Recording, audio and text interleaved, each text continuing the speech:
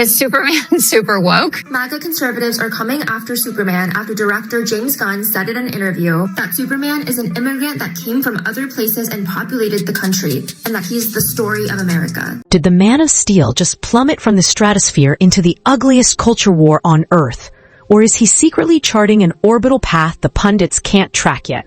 Last Friday, the new Superman thundered onto 1,700 IMAX screens, trailing enough marketing debris to carpet a Kansas wheat field. Warner Brothers promised a cinematic Marshall Plan, one film to resurrect a deflated brand, mend a fractured fandom, and remind investors that capes still mint gold. Yet the ticket stubs and Twitter discourse feel less like a coronation and more like an emergency shareholders meeting. Superman hasn't even finished his first flyby, and he's already tangled in America's nastiest border skirmish. You know what it says on his cape? MS-13. We don't go to the movie theater to be lectured to and to have somebody throw their ideology onto us. I wonder if it'll be successful. In a Sunday Times interview, Director-in-Chief James Gunn called The Man of Steel the story of America, an immigrant who comes from another place and tries to build a life here, adding that the real theme is basic human kindness. One earnest sentence, yet it detonated a week-long outrage cycle that made kryptonite look gentle. Fox pundits pounced first. Greg Gutfeld griped that Gunn was building a moat of woke around himself, while Jesse Waters deadpanned, "You know what it says on his cape? MS-13. The Chiron screamed super woke. Conspiratorial blogs lit up like heat vision, and suddenly a space orphan who grew up baling hay in Kansas was recast as a stealth immigration pamphlet. He's creating a moat of woke, enlightened opinion around him. The DC fans are saying that Superman has always been an immigrant and that superhero comics have always been political, since he was an alien who grew up in Kansas as a refugee. DC diehards fired back with receipts. From 1938's Champion of the Oppressed tagline to the 1986 Man of Steel reboot, where Clark literally files naturalization papers, Kal-El has always been a refugee learning the ropes of Middle America. Even actor Nathan Fillion, now Guy Gardner, shrugged off the fracas. "Ah, somebody needs a hug. It's just a movie, guys," he told Variety, leaving culture war commentators swinging at air. Yet the backlash stuck because it wasn't really about canon, it was about control. For one flank, labeling Superman an immigrant felt like graffiti on a Norman Rockwell print, proves Hollywood would rather moralize than entertain. For the other, the complaint read as self-owning irony. The alien from Krypton has been a metaphor for newcomers since FDR was cutting radio fireside chats. Both sides amplified the noise, feeding the algorithmic beast that now decides whether blockbusters live or die. Gunn remained breezy. "If kindness bothers you, that's on you," he chuckled at the Los Angeles premiere. But Warner Bros. Publicists took frantic notes. I'm an illegal immigrant, Mom. Actor Nathan Fillion, who plays the Green Lantern, said this to Variety in an interview after the backlash. Somebody needs a hug. It's just a movie, guys. But that's why people are asking. I watched the new preview for Superman. Every headline, every clip of cable news umbrage reinforced a brutal reality. Superman 2025 isn't just a movie, it's the tip of a trillion-pixel culture spear. And culture wars can scorch opening weekend dollars faster than heat vision melts steel. But if ideology lit the fuse, money is the blast radius, because the cash sewn into that cape makes the politics look like pocket change. Supersized budgets are nothing new in Capeland, but Gunn's Superman makes even Bruce Wayne look thrifty. Warner Bros. Pegs the production tab at $225 million. Yet finance leaks place the real spend somewhere between $225 million and a staggering $364 million. Once late-night rewrites, VFX do-overs, and union strike delays are tallied. And that's before a single trailer rolls. Factor in a global marketing blitz of $150 to $200 million, and the total investment rockets past the $500 million mark. Why bet the farm? Because this film isn't just a tentpole, it's the keystone of Chapter 1, Gods and Monsters. Gunn and Peter Safran's promised 10-year roadmap meant to erase DC's continuity chaos and lure investors back from Marvel's playground. If the launch vehicle sputters, the whole slate from Brave and the Bold to Swamp Thing, loses atmospheric lift before leaving the pad. That was put out by James Gunn. The gold standard for Superman movies remains the original Superman because it gets right the idea that there's a solemnity to Superman, that he is supposed to be the embodiment of America, and then the second half of the movie shifts into a more comic book, humorous mode. Man of Steel, they basically desaturate the entire film. Studio bean counters now whisper an uncomfortable formula. With theaters skimming roughly 50% of global receipts, Superman needs $700 to $750 million just to sniff daylight. That break-even line hangs over Burbank like a red-caped guillotine. Miss it, and the next wave of projects gets re-evaluated. Code for delayed, downsized, or deep-sixed. Warner Bros. Insists the math is complex, hinting at streaming spin-offs and merchandise back-end that will maximize lifetime value. Translation: pray the Funko Pop sales keep pace with the box office. Because if brand synergy can't plug a $200 million hole, even Kryptonian hope might buckle under shareholder gravity. Budgets, however, are just projections, ink on an accountant's spreadsheet, until the audience swipes their cards.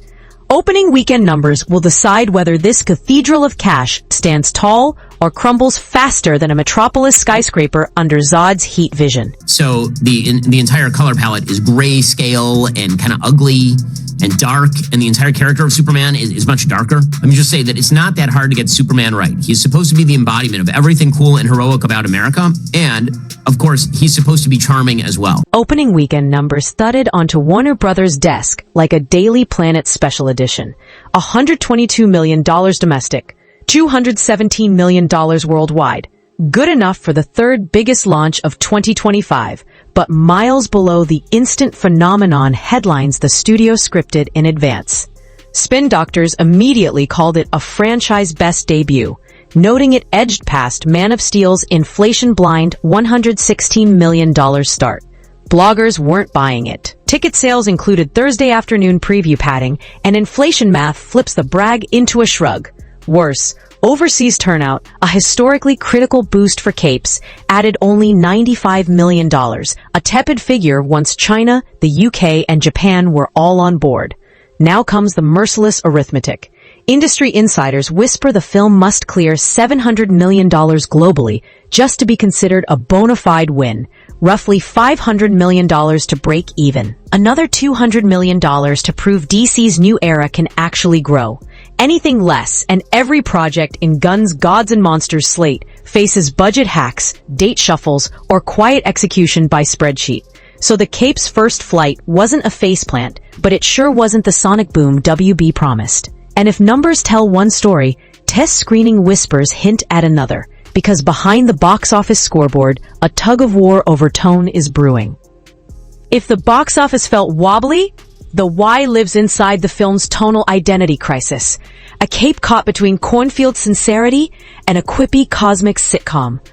That's the whole shtick. So you don't need full-scale James Gunn. He's the same character as essentially Chris Pratt in Guardians of the Galaxy, and all the jokes are the same as a Guardians of the Galaxy movie. Early viewers walked out splitting into three camps.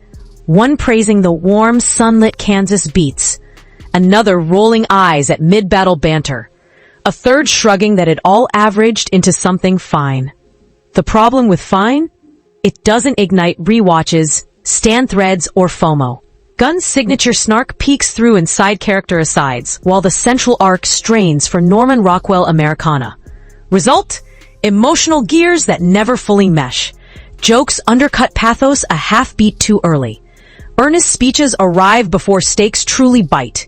You can sense an edit bay tugging footage shorter, smoothing edges, sanding weirdness, chasing four quadrants while risking personality anemia.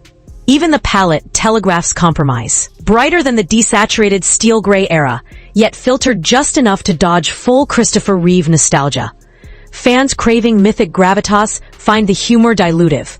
Casuals conditioned by MCU rhythms assume any swell of idealism will be punctured by sarcasm. That push-pull leaves the film rhetorically defending itself on two flanks. It's not gloomy anymore, versus it's not a self-parody either.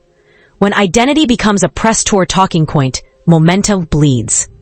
And momentum, not metallo, is the real villain here. Without a sharply defined flavor, Word of mouth congeals into polite, low-energy adjectives. And politeness doesn't pay back a $500 million gamble, meaning corporate spin has to step in next, rewriting the scoreboard before the audience writes the obituary. A decade ago, Zack Snyder's Man of Steel blasted off with a $128 million US opening, without Thursday preview padding, and sprinted to $71 million overseas on just 24 markets. Adjust that 2013 haul for inflation, and today's target jumps north of $160 million. James Gunn's reboot? $122 million domestic and roughly $95 million abroad, despite a full global rollout. The raw gap is small. The inflation-adjusted crater is enormous, and word-of-mouth momentum looks softer than Kansas loam. The trend line darkens when you zoom out. Marvel's much-mocked Ant-Man and the Wasp, Quantumania, still crawled to $476 million worldwide in 2023 after a similar-sized stumble, proving audiences will tolerate mid-tier heroes once. DC is asking them to gamble again on its crown jewel, while superhero fatigue gnaws at every cape in the multiplex. It's silly and stupid and bad. Do not like. 2 thumbs down. Very disappointed. Ugh. Angry. Stack today's tepid foreign start against an era when China alone can float a sequel, and Gunn's Superman suddenly looks less like an unstoppable icon and more like the canary in a collapsing comic book coal mine. Next up, corporate spin tries to rewrite those numbers before Wall Street does, because spreadsheets, unlike villains, can't be punched into orbit. Inside Warner Brothers' war room, the phrase of the week is dynamic KPIs, executive code for moving the goalposts before the fans notice the scoreboard.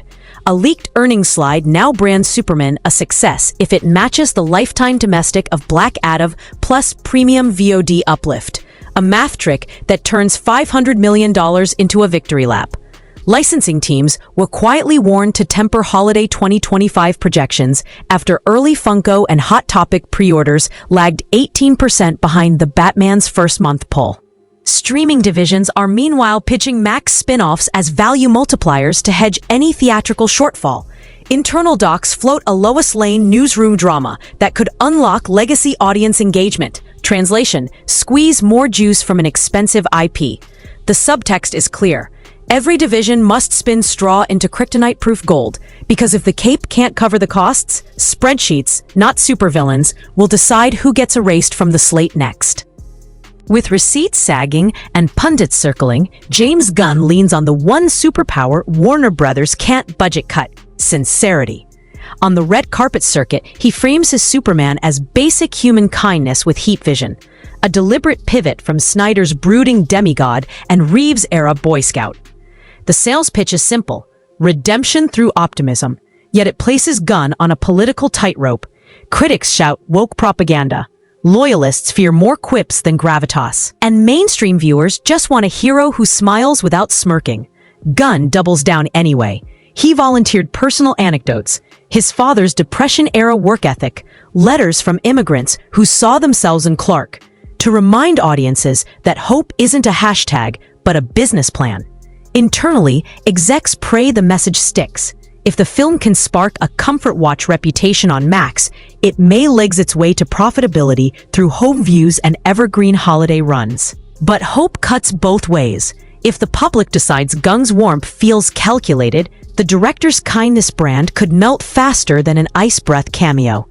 Either way, the next box office weekend will reveal whether optimism can still move mountains, or whether the age of earnest superheroes has already flown past. So here we are, cape fluttering at the edge of a cliff. By next Monday, the second week drop will either calm Wall Street nerves or seal the soft launch. Label in concrete. If the fall stays under 55%, Gunn gets breathing room and WB can keep preaching long-tail revenue. Anything steeper and accountants start sharpening red pencils over every project downstream. The Authority, Supergirl, Brave and the Bold, even that whispered Lois Lane Max drama. And the stakes stretch beyond spreadsheets.